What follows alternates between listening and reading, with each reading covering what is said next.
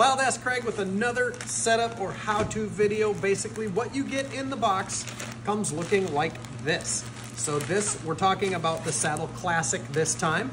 So you're gonna get the manual kit, which includes the straps. The orange decals are repair patches. If you get a hole in the cushion, we give you what you need to fix it and keep you on your way.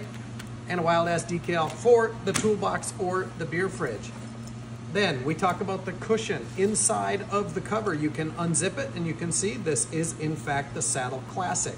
Straps, those straps will go through the holes in the bottom seam of the cover, underneath the bladder and around your seat. That's how we have you keep that in place. To get it set up properly, it is a real easy, real fast setup. So literally the valve is open. We make sure that happens before it's shipped. The Wild Ass saddle, we're gonna squeeze out these 2 air cells and then these 3 more. And believe it or not, we're gonna take these outer 2 cells and squeeze the air out of those. So all of the air is just going from air cell to air cell, making its way out of the valve. So once you squeeze it out, it looks pretty flat, looks like that. Then all I'm gonna do is close the valve. Finger snug, it doesn't have to be super tight.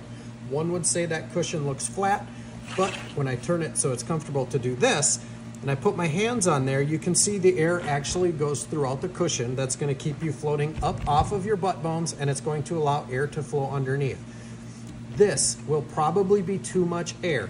And the way we can tell that, when you sit on the motorcycle, if it feels unstable, you're gonna let out a little bit of air.